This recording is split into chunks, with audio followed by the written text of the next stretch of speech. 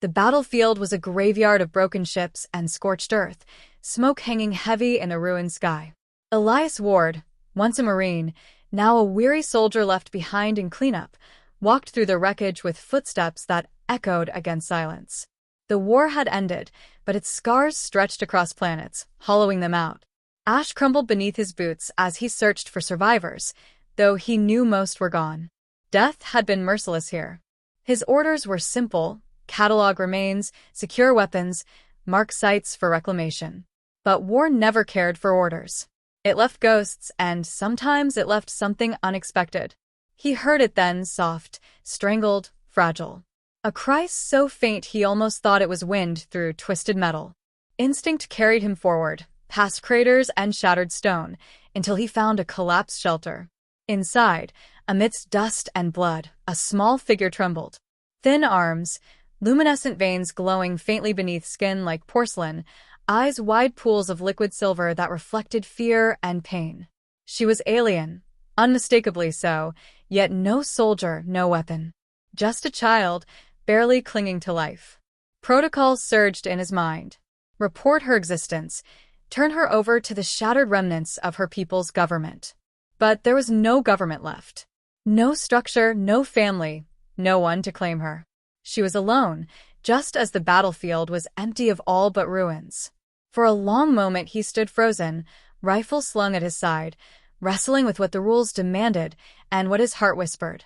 He thought of his own losses, the comrades buried beneath rubble, the civilians who had screamed as ships fell from orbit. He thought of how war tore futures away. Kneeling, he extended a hand. She flinched, pressed against the wall, eyes glowing with terror. His hand remained steady. He had no word in her tongue, so he used tone, gentle and patient. At first she resisted, baring small teeth, striking at him weakly. But her strength was gone, her fight reduced to trembling. From his pack, he pulled a ration bar, broke it in half, and laid it on the ground. Hunger won over fear. She reached, grabbed, devoured. When she looked back up at him, her eyes still wary, he saw something beneath the fear, desperation for safety. He lifted her carefully, her frame shockingly light, as though she were made of glass. She resisted at first, clawing weakly, but then sagged against his chest. "You're safe now," he whispered, though he doubted she understood. It wasn't the words that mattered. It was the steady heartbeat she pressed her ear against, the warmth of arms that didn't harm. He gave her a name, Lyra. Not because she asked for it, but because her own name was a fluid sound he could not pronounce, and she needed something he could speak with reverence. Lyra clung to him on that first night as fire smoldered across the ruins, her small hand gripping his jacket. He sat awake, rifle within reach, eyes on the horizon, not as a soldier waiting for the next fight, but as a guardian of something fragile. The galaxy would not have cared if she vanished into dust. She was one survivor among billions lost. But Elias knew in that moment he could not abandon her. The rules had broken long ago, just as cities had fallen. What remained was choice. Humanity's strength had never been in its weapons or fleets, but in the refusal to walk away from a cry in the dark. Carrying her through the ruins at dawn, he whispered the promise he could not explain to her in words she understood, that she would never again face the silence of being alone. The war had taken much, but it had left him one chance to protect something innocent, and he would not let that chance burn away with the ashes. Life on the colony's edge was quiet, almost deceptively so. Elias had left behind the uniform, the rank, and the violence, carving out an existence far from the watchful eyes of both humans and aliens. His house was small, built with his own hands, its walls scarred from years of storms and dust. Inside that home grew the child who had once been trembling in his arms, now taller, stronger, and undeniably different. Lyra learned quickly, her silver eyes absorbing every lesson he offered. She stumbled over human words at first, but soon she spoke them with ease, her voice carrying the warmth of a daughter who laughed at his awkward attempts to cook or read aloud from battered books. She was alien, yes, her veins glowing faint blue when night fell, her skin shimmering when touched by the faint light of twin moons, but she was his child in every way that mattered.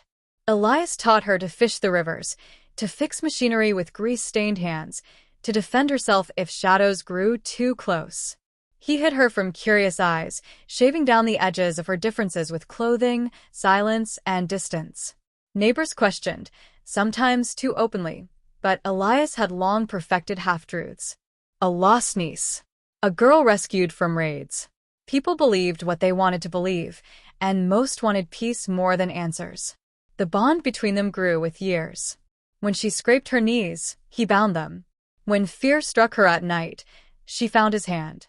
And when she called him father, in the soft cadence of her tongue, it pierced deeper than any metal he had ever received. Yet even in laughter, shadows lingered.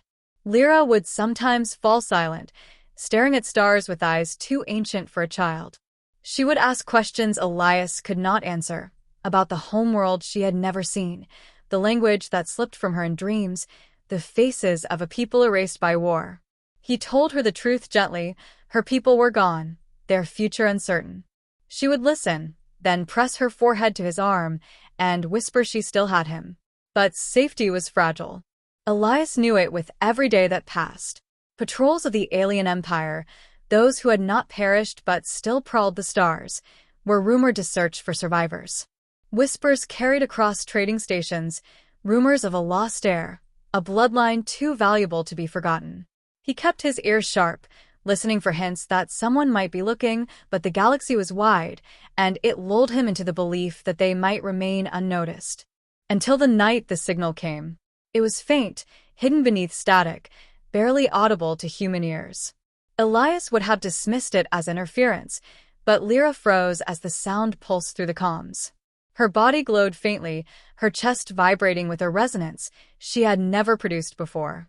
And then she answered, not with words Elias understood, but with a harmonic song, ancient and haunting, that filled the room like liquid light. His blood ran cold. She wasn't just reacting, she was responding. Something out there had reached for her, and she had reached back. Fear settled heavy in Elias' chest.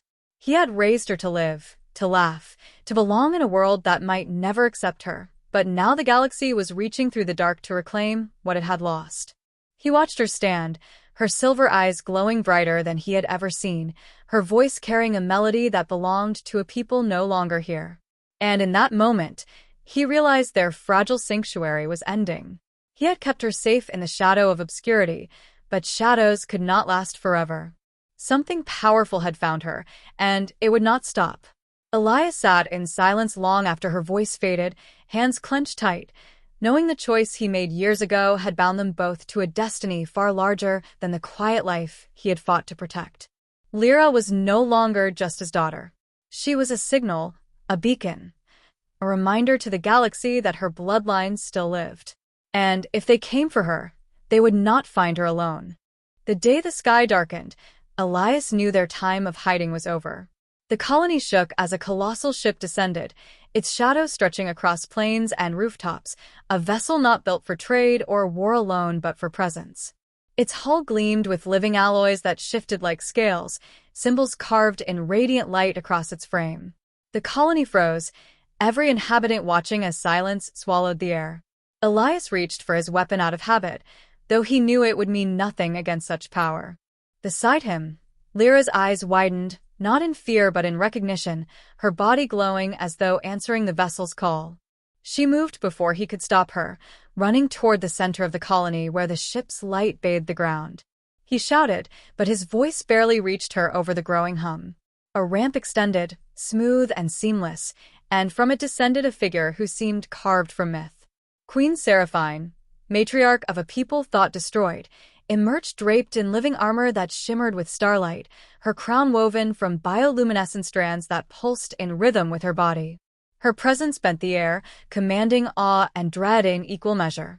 Lyra slowed, then ran into her arms, and the queen gathered her as though no time had passed. The child she thought lost was returned, glowing brighter than Elias had ever seen.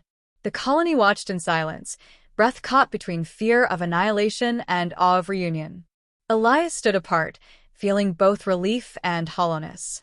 He had always known this moment would come, yet the reality cut sharper than he imagined. She was her mother's child by blood, her heir by right. What place was left for him now? Seraphine's gaze turned to him. Ancient eyes measured his stance, the rifle still slung at his side, the exhaustion carved into his frame. She studied him not as a stranger, but as someone already known. Then she smiled, a slow, deliberate expression that seemed to pierce him. Her voice, rich and layered, carried across the square without effort. "You raised my daughter. In our law, that bond makes you forever mine." The words struck heavier than any weapon. Elias blinked, unsure he had heard correctly, but the queen's tone left no doubt. To her people, child-rearing was sacred, a bond that went beyond guardianship, weaving ties not just between child and caretaker, but between families, bloodlines, destinies. By raising Lyra, he had been claimed, bound into her life and now into Seraphine's as well. He tried to protest, voice rough. He said he had done what any human would do, that he had saved a life because it was right, not for claim, not for reward. But Seraphine's eyes softened with something close to respect, though her words carried no room for refusal. To her, his act was more than kindness. It was an oath, unspoken yet binding. In saving the heir, he had joined the mother. No alien court would see it otherwise. No tradition would permit him to walk away. Around them, colonists whispered, staring at the human who had just been tethered to an alien queen. Fear mixed with awe, for one man had become something greater than himself without ever seeking it. Elias stood in the center of that storm, heart heavy, as Lyra clung to her mother with one arm yet reached her other hand toward him, unwilling to let go of the bond that had shaped her. The queen's smile lingered, calm and resolute, as though destiny had unfolded exactly as it should. In that moment, Elias understood what it meant to be claimed. He had not just raised a child. He had been drawn into the orbit of power beyond comprehension, bound to a throne and an empire by the simple act of refusing to abandon one frightened child in the ashes of war.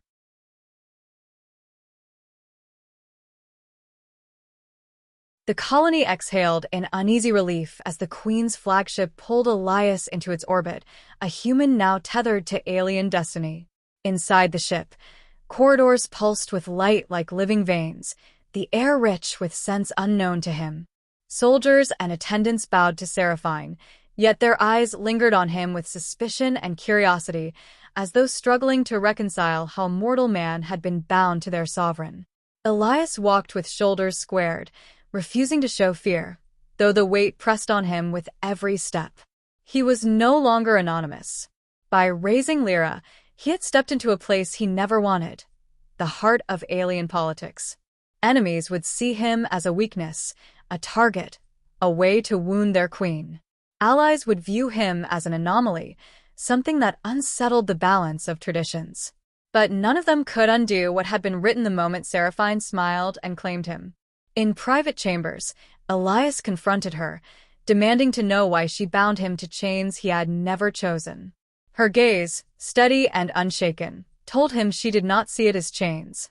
She spoke of bonds her people held sacred, of the triad between mother, child, and caretaker that could never be broken. She admitted it was not only tradition that moved her, but respect. No alien warrior, no rival monarch, no survivor of her race had done what he had done, shield a child not their own, feed her, teach her, keep her alive not for duty, but for love. To Seraphine, that act was more powerful than fleets. He listened, torn between pride and resentment, knowing she spoke truth, yet unwilling to surrender his freedom. It was Lyra who bridged the silence. She stood between them, her hand gripping his, her other clutching her mother's. Her voice trembled but clear. He was her father, and nothing would change that. To Seraphine, it was confirmation of the bond. To Elias, it was the reminder that his choices had never been about destiny. They had been about her, about one frightened child who needed him. As days passed aboard the flagship, he saw what it meant to be part of an empire. Council meetings where his presence silenced centuries-old arguments. Enemies whispering of assassination. Admirals bowing reluctantly to him, not for who he was, but for what he represented. Power wrapped around him, unwanted but unavoidable. He realized then that compassion had shifted the course of empires. His humanity had not only saved a girl, it had tethered him to a queen who now shaped galactic tides. Elias did not kneel, did not surrender who he was. Instead, he stood beside Seraphine with wary resolve, not as her soldier or slave, but as the man who had done what others would not. Lyra's laughter in the great halls reminded him why he endured the wait, why he stayed when part of him longed to run. She was safe, and in her safety was the proof that his choices mattered. When the flagship finally tore through the stars, leaving the colony a fading memory, Elias watched the horizon ahead. He had never sought glory, never wanted power. He had only wanted to protect a child from the silence of war. Yet by that act, he had bound himself to something vast, something eternal. In the quiet of the cabin, he whispered a truth meant only for himself. Fate had never claimed him. He had chosen, and in that choice, humanity had carved its place among the stars.